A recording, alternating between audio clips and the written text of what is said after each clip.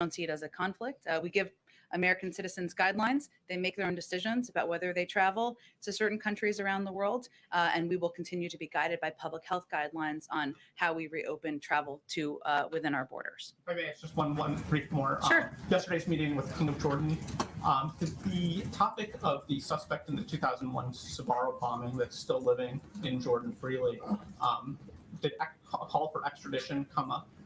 It's a great question. Beyond the readout that we put out, I have not had a further discussion with our national security team. I'm happy to ask them and see if there's more we can provide to all of you.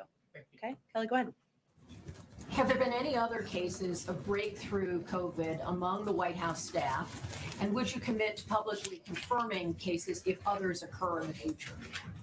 There have been. I will say that we, according to an agreement we made during the transition to be transparent and make information available, we committed that we would release information proactively if it is commissioned officers. We continue to abide by that commitment. Does this give you any sense of changing protocols related to the president, the vice president, other senior staff, based on this set of facts, given the fact you've always said vaccinations, while very helpful, are not foolproof? So should there be a different posture for the president? Well, our protocols are in alignment with the highest standards and the guidance of our public health experts. So let me just remind you all, because I'm sure you don't have it handy, to what those protocols are that remain in place. Regular testing of those surrounding and meeting with the presidents. For those who have closer proximity, they are tested more regularly than those who have less proximity. Ensuring those interacting with the president are following CDC guidance regarding mask wearing and distancing. Actively monitoring the health of our campus and the larger community in collaboration with public health and medical experts. We have a robust infrastructure to ensure compliance with these protocols. And we're asking staff to also monitor themselves for symptoms and stay off campus if they develop symptoms. So the news today is that while breakthrough cases will happen, the vaccines are effective and prevent against serious illness and death. We've seen that statistically across the country, with 99.5% of cases in hospitals being for individuals who are not vaccinated. And we will continue to abide by CDC guidelines. Briefly, you did say there were others. Can you quantify what number are we talking about? How many breakthrough cases have you had? I don't have more details on that. I will see if there's more we can provide. You also talk about setting ambitious goals and assessments for a whole range of things on your agenda. Since it is at the 6-month point, how would you assess where the president's agenda is and how much has he accomplished in his first 6 months? And where are you concerned about perhaps being behind on some of his agenda items? Yeah. Well, first, when the president took office, he knew that his number one priority would be getting the pandemic under control. When he took office, there were more than 190,000 COVID cases and 3,000 deaths per day. Now we're at about 27,000 cases and 220 deaths per day. Is there more work to be done? Absolutely. And we are continuing. We're still at it and fighting the pandemic. But that was his number one priority when he took office. His number two priority, or they're related, I should say, was getting the economy jump started. And that was why he focused so much attention and effort and blood, sweat, and tears on getting the American Rescue Plan passed, getting that assistance out to the American public. We've seen great progress. Millions of people are working today who were not working the day he took office. We would say that is a step forward. He identified when he took office 4 big priorities or crises of his presidency.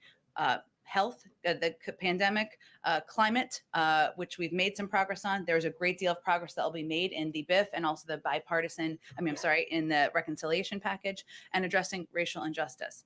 Those are crises, and those are challenges he will continue to spend his time working toward and making progress on. Go ahead. Thank you, Jen. More than 10% of the traveling party with these Texas Democrats now claim to have a breakthrough case. Is there any concern that this trip that was intended to advocate for voting rights is now a super spreader event in Washington?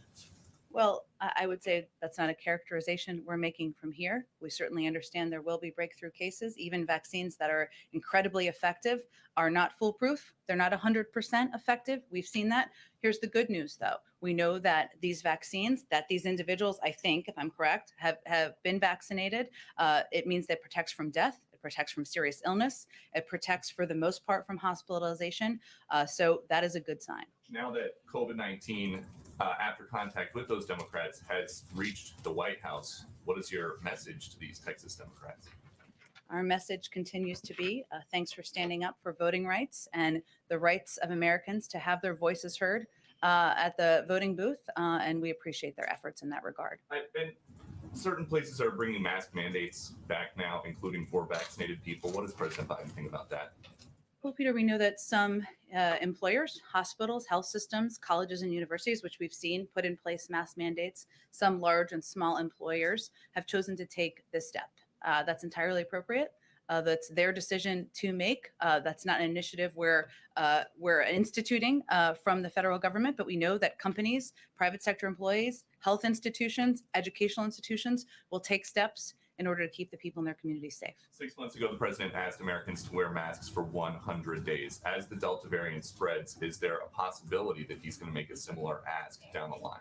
Well, nothing has changed with the guidance that we are providing to the American public. If you are vaccinated, you do not need to wear a mask. If you are not vaccinated, the public health officials from the federal government recommend you wear a mask. Anything we would determine would be guided by our health and medical experts. Go ahead. So I just want to back up here to this breakthrough case here at the White House. You Yeah. confirmed today there's been a breakthrough case. Yep.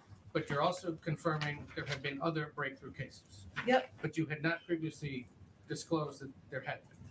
And that's correct. We had also committed during the transition that I think there's hundreds, thousands of people who work in the federal government, as you all know.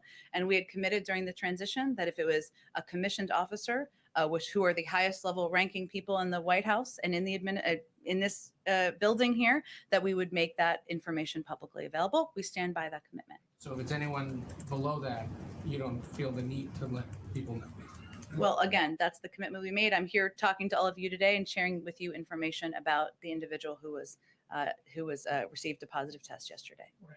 More broadly, has there been any more discussion? I know you've been asked this before, but because it continues to happen, has there been any more discussion about having the CDC or some other entity track the number of breakthrough cases? They do track. Okay. You have an eviction deadline coming, and there's an event tomorrow on that here at the White House. Curious if you can give a preview of what may be coming in that meeting. I don't have any preview of a private meeting to share with all of you, no, at this point in time. And on the Cuba meeting that happened last night, it was a virtual event, a handful of people, primarily from South Florida. Has there been any conversation about having other meetings on it here? Or what more might the president do himself on this issue? What might he do or say? Sure. The administration continues to monitor it every day, of course. Well, at the president's direction, we are actively pursuing measures that both the Cuban people that support both the Cuban people and hold the Cuban regime accountable.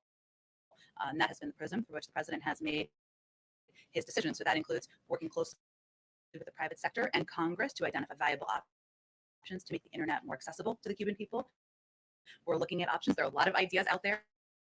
We are also looking to leverage our international organization partners to increase humanitarian assistance flows to Cuba and work with our international partners to both voice concern and put public pressure on, but also work with international organizations. The Treasury Department, via the Office of Foreign Assets Control, will continue to explore designated Cuban officials responsible for violence, repression, and human rights violation against peaceful protesters in Cuba. And we will form a remittance working group to identify the most effective way to get remittances directly into the hands of the Cuban people. On the last piece, I would note that what the president said last week stands, which is that there has been long-standing concern about if you return remittances, if you return to a place where remittances are allowed, that money or funding does not get into the hands of the regime or allow them to pad their pockets. That's certainly something that we're mindful of when we're looking at. That will be a point of discussion in these working groups. The president hasn't met with any of these people who've met with other White House officials. I don't have he has not. We certainly remain open to, as we are engaging at quite a high level. I don't have anything to preview in terms of meetings at his level, but you can tell he's asked his team to take a number of steps and look into a range of options. Go ahead. Does the White House believe it has enough votes? That people have enough votes to pass the bipartisan infrastructure package tomorrow? What's the White House's view on that? Well, we are not the vote whip counter in chiefs over here, but I will reiterate that we absolutely support the step by Leader Schumer to move forward today, or move forward. Yes, it's today, tomorrow. What is today? Yes. I would remind you all that this agreement was reached almost a month ago, and we believe that is not only is this achievable, we owe it to the families in red states and blue states who have waited so long for the improvements to their lives, for this to have an impact. Less time wasted in traffic, ensuring every American, including underserved rural areas, get access to broadband.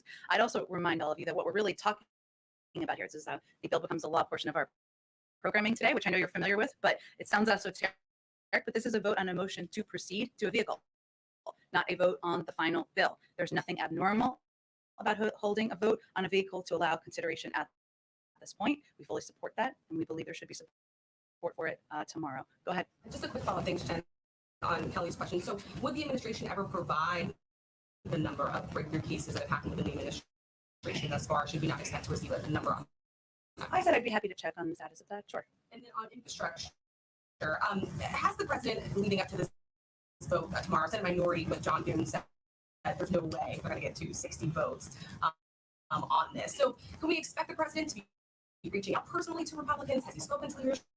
And if this vote does fail, is that the setback? Well, yes, he has been in touch with Democrats and Republicans for several days, and that will certainly continue, and it will continue until he has both pieces of legislation on his desk to sign them into law. I think the question I'd flip back is, why not? This is a motion to proceed. It is not a final vote on the legislation. I'd also note that earlier this year, the same sequence was followed on May 17th for the Endless Frontiers bill with strong bipartisan support, which there was a successful vote to proceed, and then the bill's text was finalized later because the substance was understood. Similarly, also took place with the anti-AAPI hate crimes bill passed with strong bipartisan support. This is normal process and procedure on Capitol Hill. Those two pieces of legislation received strong bipartisan support. Obviously, there was strong support for motions to proceed. There are no secrets about what's in this legislation.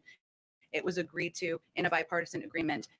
The only disagreement right now is around some pay-fors, which we're working through and we're having discussions about. But again, there's ample precedent, and we support Leader Schumer's strategy of moving this forward. Go ahead. Thanks, Jen. Just a quick question on the White House official testing project. Sure. How is the White House preparing for vaccine hesitancy to go up now that people who are vaccinated are still contracting the virus? I mean, do you expect that to really stop people who are from getting vaccinated around the country? I don't think we've seen data to suggest that. Okay. And also, separately, a question on the Olympics. Mm-hmm. The chief of the Olympics said that the game could still get canceled at the 11th hour, and we know that the First Lady is, as yesterday, was still planning to travel, but has that changed? And now that this could, get canceled, what does that look like? There's been no change. She's still planning on attending the games, and she looks forward to supporting, of course, the athletes who are competing on behalf of the United States. We are monitoring the situation closely. Our team will be following very strict safety and health protocols, limiting engagement with the public, keeping our footprint as small as possible. Our COVID team at the White House, as well as health officials at the IOC and the government of Japan, all agree that the stringent protocols and health measures in place will help keep our delegation safe. And I would also note that the President and the First Lady felt it was important to have the delegation led at the highest level. So she is looking forward to continuing her travel. I have one on space. Sure. I Bezos suspected there's a little something happening today, yes, or happened, I should say. Right. So Jeff Bezos made a successful trip to space and back. There is this growing capacity with companies like Blue Origin and SpaceX, and the Vice President obviously leads the National Space Council. And we're wondering if there is any thought being given to using private companies by NASA more and more to reduce the cost of space missions for the U.S. taxpayer. Have there been any discussions on that? Well, first I would say the United States is the first country to have private companies taking private passengers to space. This is a moment of American exceptionalism. exceptionalism. That's how we see it. It will be the ingenuity of all of our commercial partners to help us continue advancing to the next stage of our nation's space exploration. And investments in space create jobs, can improve life here on Earth through climate monitoring and medical advancements, just to name a few. So NASA is excited to see these achievements. Our charter requires that agencies seek and encourage to the maximum extent possible the fullest commercial use of space. So we certainly support these endeavors. Wally Funk is now on my list of people that I would most like to meet in the country. She's America's new sweetheart. Go ahead. A couple quick follow-ups on infrastructure and then one on COVID. Sure. You said that the outstanding issues are paid for related right now. There were some spend side issues that they were trying to figure out as well. Are you saying that those are now wrapped up? It's just paid for? Is that I was saying we'll leave it to the negotiators working hard into the night last night and continuing their work today. But I would say that one of the issues, or the primary issue, I think it's probably safe to say, is around tax enforcement on the wealthiest Americans who are often able to game the system illegally and dodge paying the taxes they owe at the expense of everyone else. That was agreed to during the negotiations, but support has been withdrawn by some Republican members. We are happy to have discussions about additional options and additional pay-fors. That remains our policy and our approach. The point I was trying to make is that the components of what are in this package, the big pieces that were agreed to, and where the president stood outside of the White House with Democrats and Republicans, are not secret. They're very clear. Everybody knows what they are. And that's the point I was making. just for clarity, if the procedural vote, and again, I understand the vehicle and Senate process pretty well, if it does go down, the president's not walking away from these talks, right? Like the bipartisan effort is still the effort he's pursuing, even if Wednesday's vote goes down. I'm not going to predict a negative outcome. We'll see where we go, and we'll keep discussing where we go from there. And then just one more quick one. My colleague reported that there have been some high-level discussions, regular high-level discussions between White House officials and Fox News about coverage related to the pandemic and vaccines over the course of the last several weeks and months. Can you elaborate at all in terms of what those entailed, and if you guys feel like you've had an effect on the coverage of those issues? Sure. Well, let me first say that we've been in touch with every network and many media outlets about coverage of COVID-19 to make sure people have accurate information, to voice concerns when we have them. And I think you all know we're never shy when we have an issue with a story. So that's really the frame we're looking at here. So we understand also the importance of reaching Fox's audience about the COVID-19 vaccines and their benefits. And like we are with all of you here today, we of course are in regular contact. And we also make efforts to have officials out on a range of networks to talk about COVID-19. We don't see it as a partisan issue. We don't see vaccines as a political issue. It's an issue about keeping Americans safe. Sure. Go ahead. Great, thank you. As the White House COVID team has done contact tracing, have you had any cases of staff-to-staff transmission? Have you had COVID spread in the White House through these breakthrough infections? I would have to check with our team and see if that's been an issue. I don't have that data in front of me. And how many commissioned officers are there? Like, what is the universe? What is the numerator and denominator in breakthrough infections that you're willing to talk about? We can get you the exact number. I think that's publicly available, but we'll get you the exact number too. Yeah, and just a messaging question. I know that you say there's no data to show that talking about breakout infections could affect people's willingness to get vaccinated, but does it create a messaging challenge for this White House to have breakthrough infections when there are people who say, why should I get the vaccine if I'm going to get COVID anyway? Well, I think that's a little bit of projection, to be honest. I mean, what we're seeing across the country is that almost 70% of adults are vaccinated. We're seeing especially high numbers among people who are over 65, over 55, et cetera. There are also some numbers I heard about yesterday that I thought were quite incredible. 86% of teachers across the country are vaccinated. We've also seen in recent polls, which I think was a bit of a wake-up call, I think there was a CBS poll out this weekend, that individuals who are vaccinated in this poll were more concerned about the Delta variant than individuals who were not, by a pretty large margin. So I would say part of our objective here is also to communicate clearly that if you are vaccinated, you are protected. If you get a case of COVID, it will be mild.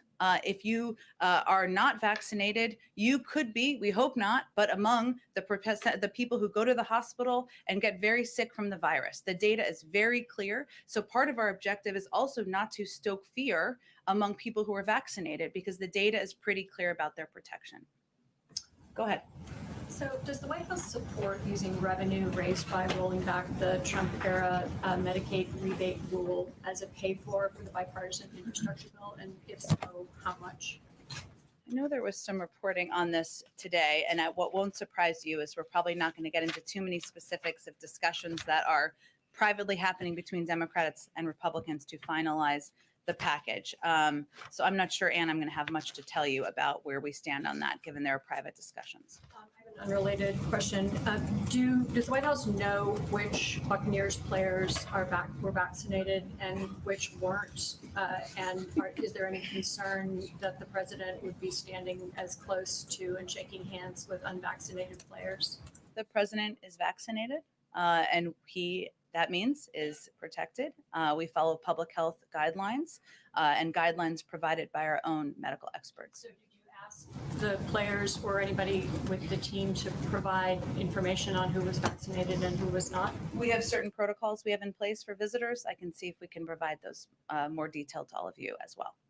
Go ahead. I have an infrastructure question Sure. and then a policy question. On infrastructure, there are some top Democrats in the House, including Chairman DeFazio, who've been very critical of the bipartisan framework, according to reports, and have pushed for it to include more for transit, more for climate. How is the president talking with those leading House Democrats, and are you worried about having the votes in the House?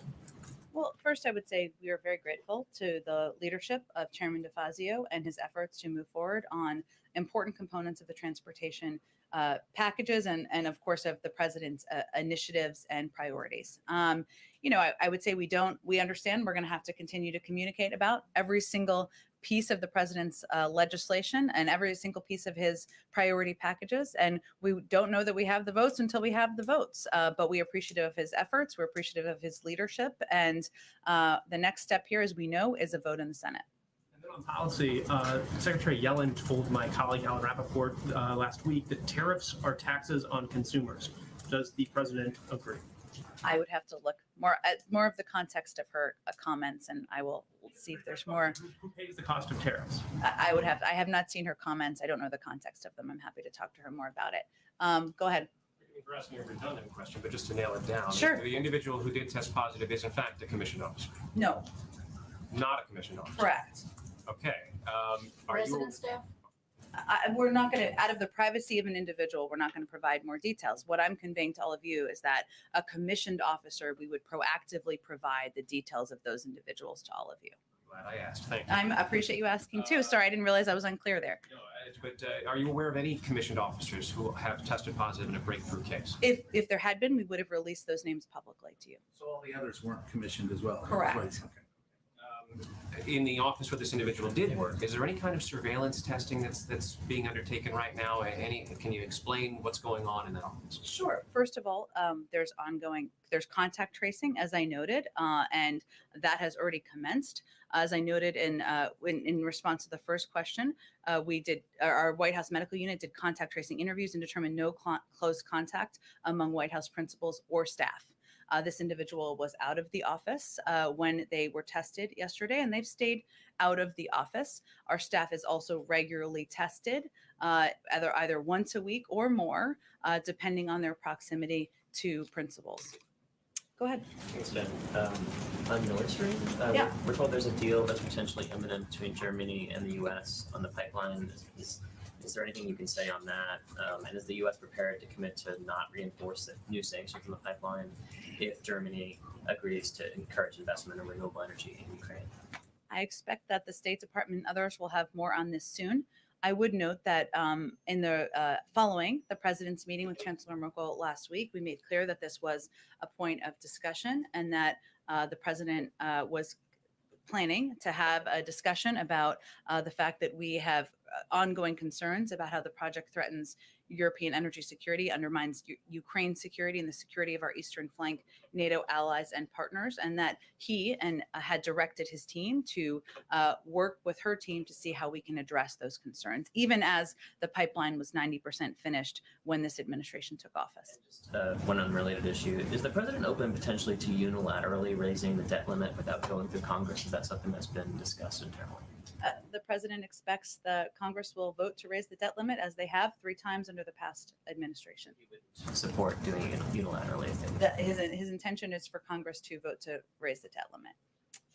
Let me go to April, and then we'll go. Go ahead. Thanks, Jen. 2 questions. One on a topic we haven't talked about in a while, the George Floyd Justice and Policing Act. Where is that? We understand progressives may be now some of the holdup as it relates to that. They're saying if they don't get qualified immunity, they don't want it at all. Then I want to ask about Haiti. Is there going to be an American delegation or someone from this administration attending the funeral of the assassinated president this Friday?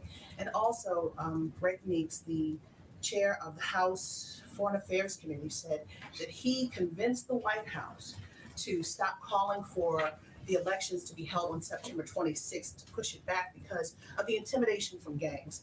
Can you elaborate on that? Well, first, I would say we will have a delegation. It's still being finalized. As soon as it's being finalized, we will provide that to all of you. I will restate on elections what I said last week. It is that it is vital for Haiti's leaders to come together to chart a united path forward, to move forward with the election as soon as they are confident about the public health and from the public health and security perspective. That remains our position. And then your last question was about police reform. I would say, April, that the most effective role we can play from here is by leaving space for the negotiators to have those discussions. We understand there are a range of views of what this should look like. And obviously, Congresswoman Bass and Senator Booker and Senator Scott are the primary negotiators here. We're going to leave them the space to continue to hopefully make progress. Just once on Haiti again, the issue of the gangs, the intimidation by the gangs, voter suppression, if you will, in Haiti. What do you say to that? And is the United States going to do something to help stand up those elections? Again, Condi Rice in the Bush administration traveled to Haiti under blue helmet support from the UN, secure support, to stand up, to try to help to stand up democracy there. Is there going to be a move to suppress the gangs, to bring forward these free and fair elections? Well, April, from the beginning, we've provided, and I can get you the exact number, but I think it's around $75 million in assistance to Haiti, including for supporting democracy. And obviously, we're going to work with international organizations to support in any way we can fair and free elections in Haiti. Go ahead. First of all, happy 6 months, and this is about that. And follow up to Kelly, what she was saying. I spoke to members of the Democratic caucus last night who think that even 6 months in, our democracy is hanging by a thread. Is the president aware of that sentiment among the Democratic caucus, and what will he do about it? Well, I think the president has given multiple speeches where he has conveyed the risk that a lack of legislation on voting rights and a lack of action on voting rights has to our democracy. So, all right, we got to move on, Brian, because we had limited time. Karen, go ahead. Thanks, Jen. Last week you talked about how influential somebody like Olivia Rodrigo could be to get people vaccinated. Did the president ask any of the Buccaneers today to do any public messaging or anything coordinating with the administration on vaccines? I don't have anything more for you on private asks. I wouldn't have come directly from the president, but if we have anything more to convey to you about COVID, the use of celebrities in COVID, we will share more. We'll have more. And one on infrastructure. The president yesterday in his remarks said twice about the bipartisan package, we shook hands on it. And he repeated himself for emphasis. Was he sending a message to Republicans that he expects them to follow through on what was discussed at that meeting and the agreement he said they shook hands on? He was making clear that he's going to stand by his commitment. And like he said and did yesterday, they shook hands on this agreement. And we're confident they're going to deliver because he stands by his commitments and agreements. And that's who he's always been as an elected official. Go ahead. Eli, go ahead. I know you don't want to get into the specifics of the infrastructure negotiations on pay-fors, but how confident is the president that the bipartisan framework, when it becomes an actual bill, that it will be fully paid for? And how important is that to him? Is it a red line to him that it be fully paid for, or would he be willing to accept legislation that CBO says isn't fully paid for? Well, he's proposed a range of ways to pay for his proposals and his packages, and those discussions are ongoing. I'm not going to set new red lines today, but I would just say there's ongoing discussions, and we're grateful to the work of Democrats and Republicans in being a part of them. Go ahead. Okay, I think we got to go in a second. Can you elaborate on what you mean when you say regular testing for those who are close to the president? So is the president and senior staffers, are they receiving those daily PCR testing that we saw a lot during the pandemic? I think we've provided this information publicly to all of you, which we can recirculate if that's helpful. But I'm tested twice a week. Many are tested twice a week. Some are tested once a week. That's what I mean. We're all vaccinated. Daily. He's tested every 2 weeks, typically, or around every 2 weeks, and that's part of our protocols. To re-up the daily testing in light of the breakthrough cases? Nothing has changed about our protocols. I think what the big takeaway here should be is that we have protocols in place. They're stringent protocols. They include a range of requirements of our staff, and they also include abiding by public health guidelines, and that's something we'll continue to implement from here. Thanks so much, everyone. Have a great day. Thank you, Jen. Okay. Thank you, Jen.